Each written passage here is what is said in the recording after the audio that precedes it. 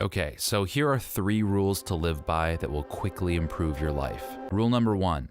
Follow the path of most resistance. Now, this obviously isn't an absolute rule. Like, you probably have a lot of resistance towards driving into oncoming traffic or throwing your laptop into a lake, and that's probably a good thing. But if you have 2 brain cells to rub together, then you probably know that's not what I'm talking about here. I'm talking about the internal resistance you feel when you think about doing something constructive, something that would move your life forward in some way or another, like writing a cover letter for a job posting you've been keeping an eye on, or finally cleaning your hellhole of a garage where you've been stashing 8 months of cardboard. This type of internal resistance that you feel when you think about taking care of these things is also the same type of resistance that feels empowering to overcome, but paralyzing if we stay under its thumb. But if we can learn to not shy away from this feeling, but instead lean into it, we will find that our life will rapidly improve, because the most rewarding things in life are hidden behind discomfort or resistance paywalls. We purchase long-lasting order and success in our lives through temporary discomfort. And if we become aware of this weird little transaction that seems to be deeply woven into the fabric of reality, we can use it to our advantage. We can be comfortable with making this trade as often as possible. And one thing that I've noticed is that as we get better at willingly leaning into this discomfort of action, after a while, we'll actually start to enjoy the feeling of resistance. It's kind of a weird thing.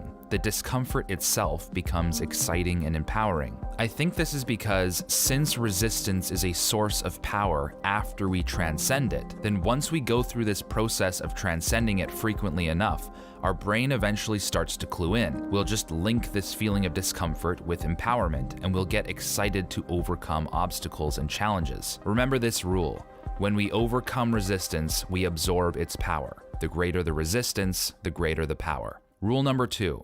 Don't stop doing the things that got you out of a bad situation.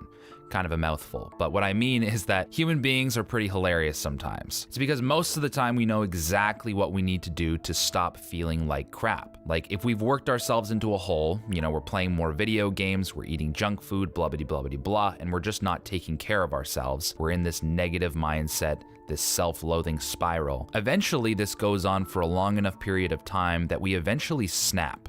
We say, you know what, I'm tired of living my life like a piece of crap. I'm gonna change things up. So we bounce back. We start eating better, we start going to the gym, we start getting our work done on time, and we start showering in the morning and dressing into something half decent. And as we do this, we start to feel better and better. We start to feel more confident, we start to feel more energized and better about ourselves. But the weird thing is, something usually happens. Since we no longer have that negative incentive to work ourselves out of the hole, we kind of forget why we were taking care of ourselves to begin with. So we start to slip. We cut corners. We skip the gym one day, that turns into 2 days, which turns into a week, into a month, and we eventually slip and slide down the slippery and slidey slope back into the hole from whence we came. But have you ever considered what your life might look like if you didn't stop doing the things that got you out of a bad situation? Because in reality, there's no secret to success. Success isn't built by doing, lavish, extraordinary things like banging out an entire book overnight, 200 brilliant pages of literature, and it's not by going to the gym harder than everyone else that one time you're motivated to go to the gym.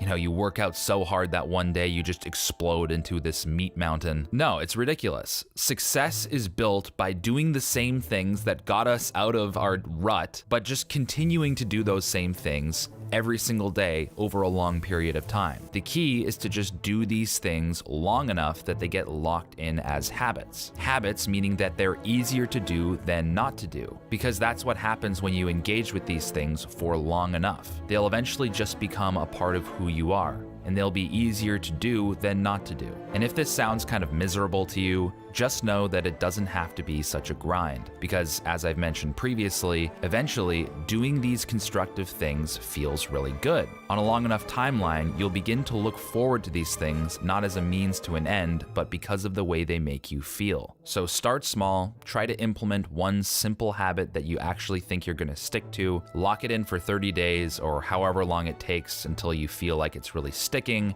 and then add a new habit. And keep on doing that until you're in a place where you feel satisfied with your daily life and the activities that you do on a daily basis. That's different for everybody, but use your judgment. Okay, rule number 3, record everything. So life can be pretty turbulent. Some days life really just deals you a shit hand, and maybe something truly devastating happens to you and it rocks your world and you have no idea what to do. And other times you have an amazing day.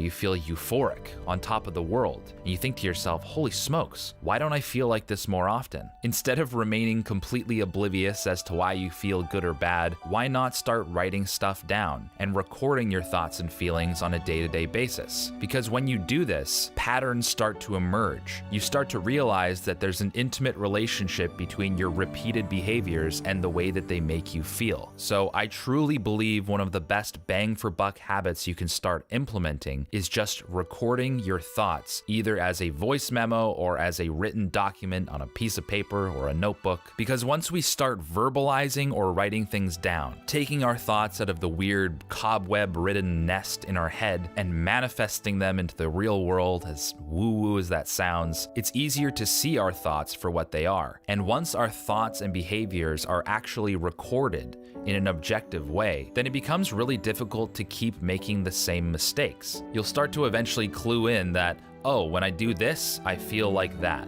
When I think these types of thoughts, it makes me feel like this. And hypothetically, yeah, I think you can come to these conclusions without writing these things down, but why make this process of growing as a person any slower than it needs to be? And no matter whether you're recording your thoughts and feelings from a good day or a bad day, all information is good information. Use this information to your benefit, and your life will dramatically improve. So that's pretty much it. These 3 rules have really helped me in my life, and I really hope they help you as well.